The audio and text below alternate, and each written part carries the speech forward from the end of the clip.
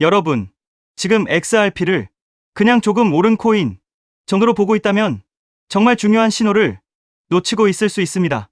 왜냐하면 지금 XRP에서는 평범한 반등장에서 잘 안 나오는 그림이 동시에 여러 개 강하게 나오고 있기 때문입니다. 가격만 오른 게 아닙니다. 거래량이 폭발하고 있고 그동안 막혀있던 구간을 뚫어내고 있고 정책 기대감까지 붙고 있고 무엇보다 XRP의 실사용 서사가 다시 강하게 살아나고 있습니다. 이건 그냥 오늘 좀 올랐네? 이 정도가 아닙니다. 오히려 지금 XRP는 다음 큰 움직임을 준비하는 자리에서 시장에 다시 존재감을 각인시키기 시작한 자산일 수 있다는 겁니다. 항상 큰 기회는 사람들이 다 확신한 다음에 오는 게 아닙니다. 대부분은 사람들이 아직도 에이, 또 반짝 반등이겠지. 이렇게 생각할 때 수면 아래에서 먼저 구조가 바뀝니다. 그리고 그걸 가장 먼저 보여주는 게 바로 가격보다 거래량과 시장의 시선입니다. 지금 XRP가 딱 그런 구간으로 들어가고 있을 수 있습니다. 오늘 영상에서는 왜 지금 XRP가 그냥 짧은 반등으로 보기 어려운지, 왜 거래량 폭발이 그냥 숫자 이상의 의미를 가지는지, 왜 이번 주 정책 기대가 XRP에 더 중요할 수 있는지, 그리고 왜 XRPL의 실사용 확대가 결국 XRP를 더 큰 평가 구간으로 끌어올릴 수 있는지 핵심만 아주 쉽게 정리해보겠습니다. 우선 첫 번째입니다. 지금 XRP에서 가장 먼저 눈에 들어오는 건 가격보다 거래량이 먼저 터지고 있다는 점입니다. 이건 진짜 중요합니다. 왜냐하면 시장에서 의미 없는 반등은 가격만 잠깐 움직이고 끝날 때가 많습니다. 근데 진짜 시장이 주목하기 시작한 자산은 가격보다 먼저 거래량이 붙습니다. 즉 실제 돈이 붙기 시작한다는 뜻이죠. 지금 XRP는 그냥 얇게 위로 올라간 게 아니라 거래량이 강하게 붙으면서 시장에 다시 들어온 자산처럼 보이기 시작했습니다. 이 차이가 큽니다. 왜냐하면 시청자 여러분도 아시겠지만 코인 시장에서 가장 위험한 건 거래량 없는 상승입니다. 그건 쉽게 꺼집니다. 그런데 거래량이 터진 상승은 이야기가 달라집니다. 그건 누군가가 실제로 이 자산을 다시 보기 시작했다는 뜻이고 단순 구경이 아니라 돈으로 반응하고 있다는 뜻이기 때문입니다.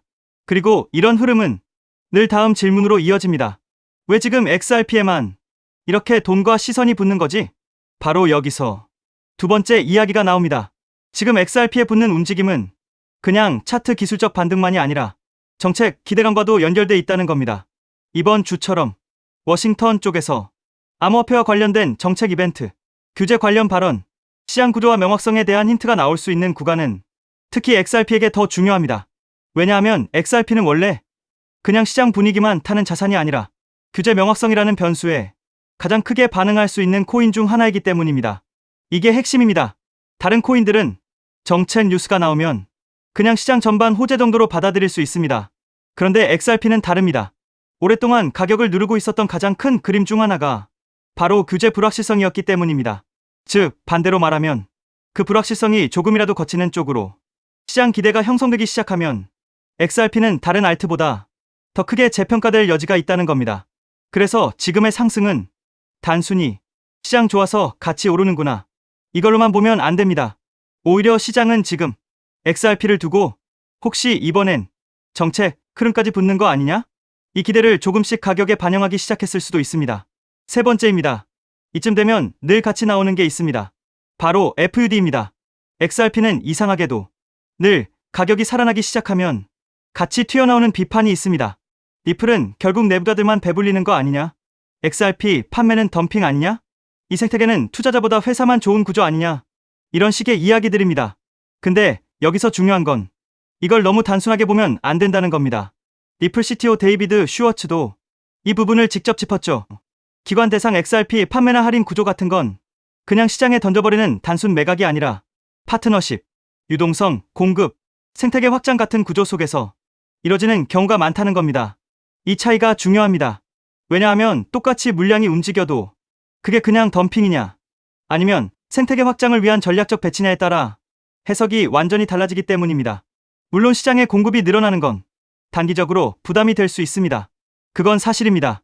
하지만 그걸 무조건 사기다, 내부자 배불리기다 이렇게 단순화하면 오히려 구조를 놓치게 됩니다. 지금 시장이 XRP를 완전히 버리지 않는 이유도 여기에 있습니다. 논란은 많아도 그 이면에 있는 실제 확장성과 실사용 가능성까지 완전히 무시할 수는 없기 때문입니다. 네 번째입니다. 그리고 바로 여기서부터가 진짜 핵심입니다. XRPL이 실제로 어디까지 쓰일 수 있느냐? 이 문제입니다. 결국 XRP가 진짜 강해지려면 단순 커뮤니티 힘만으로는 안 됩니다. 실제로 이 네트워크가 무언가를 해내고 있다는 증거가 필요합니다. 그런데 지금 시장이 다시 주목하는 게 바로 이 부분입니다. XRPL은 원래부터 빠른 결제 속도, 낮은 수수료, 간단한 가치 이전 구조로 강점을 가져왔습니다. 쉽게 말하면 느리고 비싸고 복잡한 기존 시스템 대신 더 빠르고 가볍게 돈을 움직일 수 있는 도로 같은 역할을 할 수 있다는 겁니다. 이건 그냥 옛날 이야기만이 아닙니다. 지금은 여기에 토큰화 자산, 즉 실물 자산을 블록체인 위에 올리는 흐름이 같이 붙고 있습니다. 이게 진짜 중요합니다. 왜냐하면 시장의 다음 큰 주제 중 하나가 바로 RWA, 실물자산 토큰화이기 때문입니다. 금, 원자재, 채권, 각종 자산들을 블록체인 위에서 더 빠르고 효율적으로 다루는 방향으로 시장이 가기 시작하면 결국 필요한 건 실제로 거래를 처리할 수 있는 인프라입니다. 그리고 XRPL은 바로 그 인프라 후보 중 하나로 다시 거론되고 있습니다. 이걸 쉽게 말하면 이겁니다. 예전에는 XRP를 그냥 송금용 코인 정도로 보는 시선이 강했다면 지금은 실제로 자산이 움직이는 네트워크의 핵심 부품이 될 수도 있다. 이런 시선이 붙기 시작하는 겁니다. 이 차이가 엄청 큽니다. 왜냐하면 코인 시장에서 진짜 체급이 커지는 자산은 그냥 오래 살아남은 코인이 아니라 실제로 돈과 자산이 흐르는 구조 안에 들어가는 코인이기 때문입니다. 다섯 번째입니다. 지금 XRPL 쪽에서 더 강하게 봐야 할 건 토큰화 확장 서사입니다. 실물자산 토큰화 시장이 커진다는 건 결국 누가 더 빠르고 더 싸고 더 효율적으로 그 자산을 처리할 수 있느냐의 싸움입니다. 그리고 XRPL은 이 분야에서 속도와 비용 측면에서 꽤 강한 장점을 가지고 있습니다. 이 부분은 시장이 아직 완전히 가격에 반영하지 않았을 수도 있습니다. 왜냐하면 많은 사람들은 아직도 XRP를 옛날 이미지로만 보기 때문입니다. 재판, 논란, 안티, 답답한 가격 흐름, 이런 것들로만 기억하는 경우가 많죠. 그런데 시장은 점점 이 자산을 실사용 가능한 인프라 자산으로 다시 보기 시작할 수 있습니다. 그리고 만약 그 시선 전환이 본격화되기 시작하면 그땐 지금 가격이 생각보다 훨씬 싸게 느껴질 수도 있습니다. 여섯 번째입니다. 여기에 더해 시장 전체 환경도 XRP 쪽에는 나쁘지 않습니다. 결국 지금은 비트코인이 시장 방향을 많이 좌우하고 있습니다. 비트코인 쪽으로 기관 자금이 들어오고 현물 수요가 살아나고 큰 자금이 다시 이 시장을 보기 시작하면 그건 단순히 비트코인만 좋은 게 아닙니다. 시장 전체의 체력을 올려줍니다. 즉 위험자산 시장 전체에 다시 갈 수도 있다는 분위기를 만들어주는 겁니다. 그리고 그 다음 순서는 늘 비슷합니다. 비트코인이 길을 열고 그 다음에 대형 알트들이 하나둘씩 재평가 받기 시작합니다. 그 흐름 속에서 XRP 같은 자산은 굉장히 중요합니다. 왜냐하면 XRP는 단순한 중소형 알트가 아니라 체급도 있고 상징성도 있고 오랫동안 억눌린 서사도 있고 정책 기대와 실사용 서사까지 같이 붙는 자산이기 때문입니다. 즉 시장이 정말 열리기 시작하면 XRP는 단순히 따라가는 코인이 아니라 오히려 훨씬 더 강한 탄력을 받을 가능성이 있습니다. 일곱 번째입니다. 그래서 지금 XRP를 볼 때 가장 위험한 실수는 이걸 그냥 짧은 반등으로 치부해버리는 겁니다. 물론 아직 확정된 건 없습니다. 하지만 중요한 건 지금 나타나는 조합입니다. 가격이 오른다. 거래량이 터진다. 정책, 기대가 붙는다. FUD에 대한 반박 논리도 있다. XRPL 실사용과 토큰화 서사가 살아난다. 시장 전체 자금 환경도 나쁘지 않다. 이 조합은 가볍지 않습니다. 이건 오히려 시장이 XRP를 다시 보는 이유가 하나가 아니라 여러 개로 겹치기 시작했다는 뜻입니다. 그리고 이런 자산은 어느 순간 갑자기 확 가버렸다는 느낌을 줄 수 있습니다. 사실 갑자기가 아니라 그 전에 구조가 먼저 쌓이고 있었던 건데 사람들이 뒤늦게 알아차리는 거죠. 정리해보겠습니다. 지금 XRP는 그냥 잠깐 튄 코인이 아닙니다. 거래량이 붙고 있고 정책, 기대가 붙고 있고 XRPL 실사용 서사가 다시 살아나고 있고 시장 전체 자금 흐름도 예전보다 우호적인 방향으로 움직일 수 있습니다. 즉, 지금 XRP는 단순 반등이 아니라 더 큰 재평가 구간으로 들어가기 전 시장에 다시 존재감을 각인시키는 단계일 수 있습니다. 그리고 만약 이 흐름이 조금 더 이어지기 시작한다면 그 다음부터는 사람들이 뒤늦게 이런 말을 하게 될 수도 있습니다. 왜 그때는 그냥 반등으로만 봤지? 왜 그때 거래량과 구조를 더 진지하게 안 봤지? 결국 지금 XRP는 아직 많은 사람들이 의심과 반신반의로 보고 있을지 몰라도 실제로는 다음 강한 상승의 초입을 만들 수 있는 굉장히 중요한 구간에 들어와 있을 수 있습니다. 그리고 만약 정책 기대, 실사용 확대, 시장 자금 환경이 같이 맞물려 돌아가기 시작한다면 XRP는 단순히 따라 오르는 코인이 아니라 이번 사이클에서 다시 강하게 치고 나갈 수 있는 핵심 자산이 될 가능성이 충분히 있습니다. 여기에 더해 또 중요한 내용, SEC 소송이 사실상 완전 종식되었습니다. 이 소송이 끝난다는 것은 단순한 사건 종료가 아닙니다. 리플 채택이 본격적으로 증가할 수 있는 출발점이 된다는 의미입니다. 그렇게 되면 리플의 파트너사들, 특히 금융권에서 리플 시스템을 도입하는 흐름이 마치 밀물처럼 빠르게 확대될 가능성이 있습니다. 여기서 한 가지 생각해 볼 질문이 있습니다. 금융권이 정말 리플을 채택하기 시작하면 어떤 변화가 일어날까요? 그런데 금융권의 요구는 생각보다 단순하지 않습니다. 국가마다 규제가 다르고 지역마다 금융 환경이 다르기 때문입니다. 이러한 다양한 요구를 하나하나 대응하려면 리플 역시 지금보다 훨씬 높은 확장성을 확보해야 합니다. 그래서 자연스럽게 리플에게도 레이어2라는 개념이 굉장히 중요한 요소로 떠오르게 됩니다. 리플 레저를 활용하면 국가와 국가 사이에서 자산을 이동시키는 것이 가능해집니다. 그리고 그 자산 이동 기록은 모두 리플 레저 원장에 투명하게 기록됩니다. 여기서 또 하나 궁금해집니다. 이 시스템이 실제 금융권에서 사용된다면 얼마나 많은 자산이 이동하게 될까요? 리플 레저를 통해 이동할 수 있는 자산은 단순히 암호화폐만을 의미하지 않습니다. 디지털 자산은 물론이고 앞으로 시작될 전 세계 은행들의 현금 자산까지도 이 시스템을 통해 이동할 수 있습니다. 이처럼 XRP가 글로벌 금융기업들과 사업을 확장해 나가기 위해서는 반드시 필요한 구조가 있습니다. 그것이 바로 레이어2입니다. 레이어2 없이 사업 확장을 시도한다면 언젠가는 한계에 부딪힐 수밖에 없습니다. 레이어1과 레이어2는 서로 경쟁하는 구조가 아니라 하나의 생태계를 만드는 공생 관계입니다. 여기서 중요한 질문이 하나 있습니다. 전 세계 은행들이 사용하는 시스템이라면 얼마나 다양한 기능이 필요할까요? 이 생태계가 커질수록 전 세계 은행들이 요구하는 다양한 기능을 제공할 수 있습니다. 그래야 생태계 자체가 스스로 돌아갈 수 있는 자생력을 가지게 됩니다. 즉, 뿌리가 깊은 구조를 만들어 어떤 서비스가 등장하더라도 자체적으로 처리할 수 있어야 합니다. 그래야 리플이 단순한 코인이 아니라 하나의 플랫폼으로 성장할 수 있습니다. 그리고 그렇게 되어야 리플은 장기적으로 살아남을 수 있습니다. 그래서 레이어2는 단순한 보조 기술이 아닙니다. 레이어2를 통해 리플의 확장성과 범용성을 높여줘야 리플 기반 블록체인 사업들이 대거 등장하게 됩니다.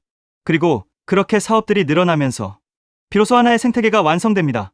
여기서 또 하나 중요한 질문이 생깁니다. 생태계가 커질 때 가장 큰 수혜를 보는 것은 무엇일까요? 여기서 코인 시장에 아주 흥미로운 특징 하나가 있습니다. 레이어2 코인들은 리플이 10배 상승할 때 수백 배 상승 기회를 얻을 수 있는 공생 구조를 가지고 있다는 점입니다. 그래서 많은 투자자들이 이 구도를 투자 전략으로 활용하기도 합니다. 이 원리는 주식 시장에서도 비슷한 사례를 볼 수 있습니다. 전기차 테마의 대형주였던 삼성 SDI가 약 15배 상승할 때 소형주였던 에코프로는 무려 700배 상승을 보여줬습니다. 같은 산업에 속해 있지만 상승률은 완전히 달랐습니다. 이것이 바로 생태계 구조의 특징입니다. 레이어1인 이더리움이 2배 상승할 때 레이어2 코인들이 수천 배 상승하는 현상은 이미 오래전부터 코인 시장에서 반복되어 왔습니다. 또 다른 예도 있습니다. 비트코인은 레이어1입니다.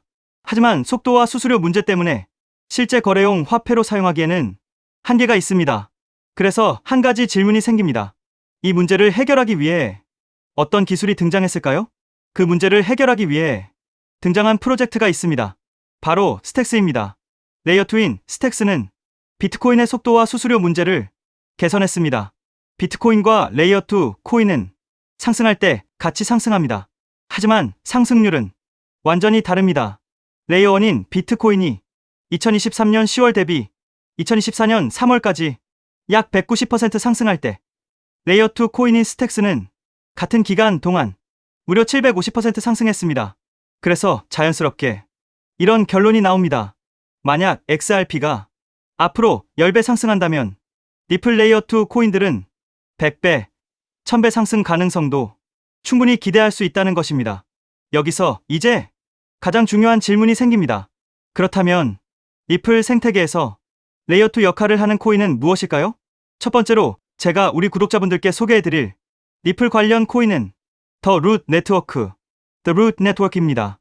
루트 네트워크 홈페이지를 보면 XRP Ledger Integration, 즉 다양한 블록체인을 XRP 레저로 통합하는 기능을 설명하고 있습니다. XRP 사용자들이 다른 코인들을 XRP 레저 환경에서도 사용할 수 있도록 확장해주고, 이 과정에서 루트 네트워크가 브릿지 역할을 하는 리플 전용 크로스체인 솔루션이라는 것을 확인할 수 있습니다. 그래서 리플 홀더라면 반드시 알아둘 필요가 있는 프로젝트입니다. 또 하나 중요한 특징이 있습니다. 바로 블록 리워드입니다. 리워드는 블록체인 네트워크 유지에 기여하는 채굴 활동에 대한 보상인데, 이 보상이 XRP로 지급됩니다. 즉, 루트 네트워크의 기축 통화가 XRP라는 의미입니다. 더 루트 네트워크는 XRP 확장을 위한 역할을 하지만 이더리움의 EVM 구조를 기반으로 레이어 1을 개발한 프로젝트이기 때문에 직접적으로 XRP 체인을 사용하지 않는다는 한계도 존재합니다. 하지만 지금 소개하고 있는 이 코인은 리플 블록체인에서 개발된 유일한 레이어 2 프로젝트입니다.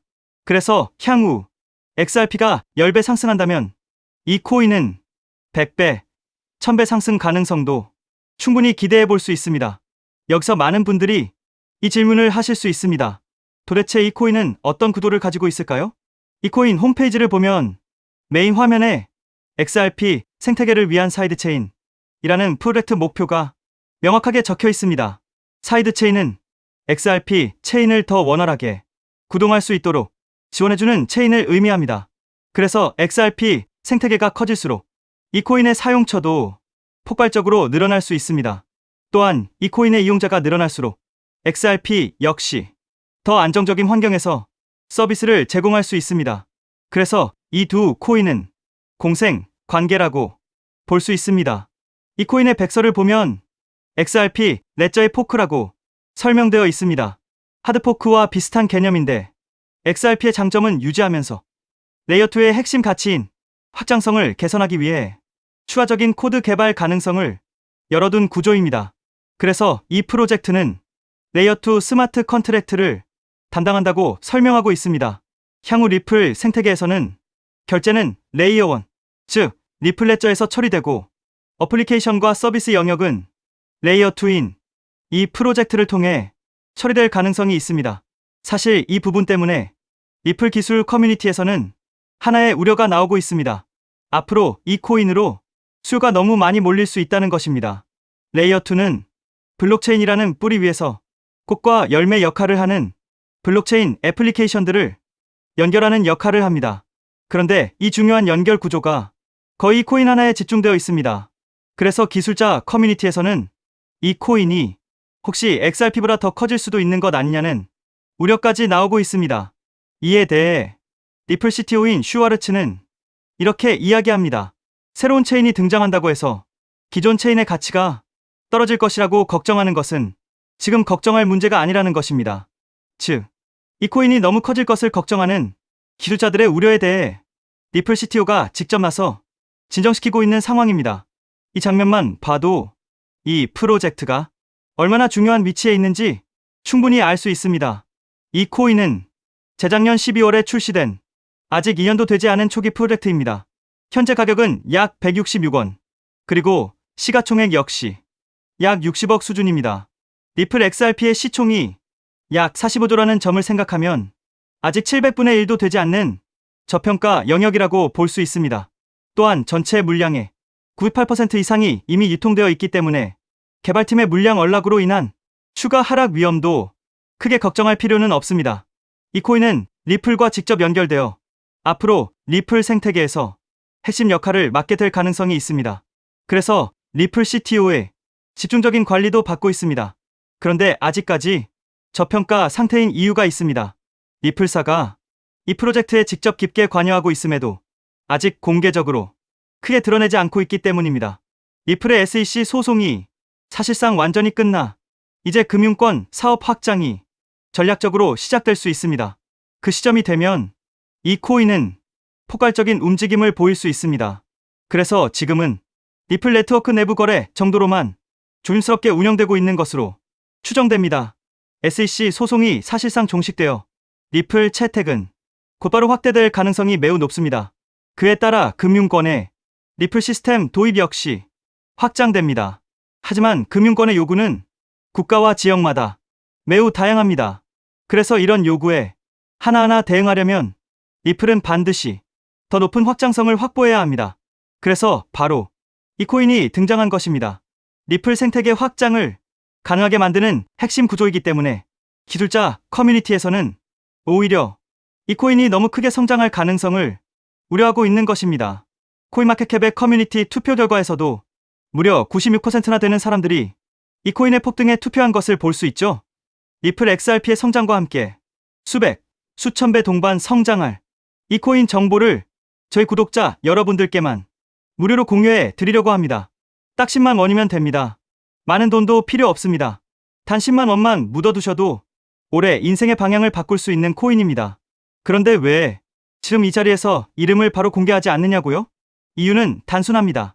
유튜브에서 이름이 공개되는 순간 세력들이 바로 움직입니다. 가격을 흔들고 판을 뒤집습니다. 그리고 뉴스가 나오고 사람들이 몰리기 시작하면 그때는 이미 늦습니다. 이 시장은 정보가 퍼진 뒤에 사는 사람이 아니라 퍼지기 전에 움직인 사람이 가져가는 구조입니다. 결국 선점이 전부입니다. 이건 단순히 좋은 코인을 찾는 문제가 아닙니다. 지금 시장에서 2026년을 버티기 위한 필수 선택에 가깝습니다. 최근 시장 하락으로 원금 손실이 컸던 분들 많으시죠? 이 코인은 그런 분들도 한 번에 만회할 수 있는 가능성이 있는 구간에 있습니다. 그래서 저는 아무에게나 공개하지 않습니다. 저를 믿고 설문에 참여해주시는 구독자분들께만 이익은 코인의 이름, 진입 구간, 그리고 목표 가격까지 모두 공유드리겠습니다. 당연히 저는 10원도 요구하지 않고 무료로 우리 구독자분들께만 공유해 드릴 겁니다. 왜? 돈도 안 받고 이런 정보를 알려주냐고 하시면 제 유튜브 채널 좀 키워보고 싶어서가 다여서 구독과 좋아요 한 번씩만 부탁드리겠습니다. 방법은 간단합니다. 제가 아래 설명란에 구글 폼 링크 하나를 달아 놓겠습니다. 이 링크는 여기 설명 보기를 클릭하시면 볼 수가 있는데요. 이 구글 폼 링크를 눌러보시면 이러한 창이 뜰 겁니다. 그러면 여기 구독자께만 드려요에 체크를 해주신 다음 리플 레이어2 코인 정보를 공유받으실 연락처를 자세히 적어주신 다음에 여기에 있는 제출을 눌러주시면 저에게 이 구글 폼이 날아오게 됩니다. 그러면 제가 이 구글 폼을 확인하자마자 적어주신 연락처로 연락드려서 제가 구독자인지 확인만 간단히 빠르게 한 다음 아까 말씀드린 리플 레이어2 코인 정보를 바로 공유해 드리도록 하겠습니다.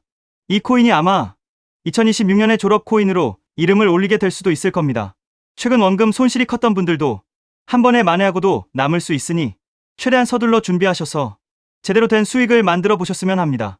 우리 구독자 여러분 힘내시고 긴 영상 끝까지 시청해 주셔서 감사드리며 마지막으로 구독과 좋아요 한 번씩 부탁드리면서 마무리하겠습니다. 끝까지 시청해 주셔서 감사합니다.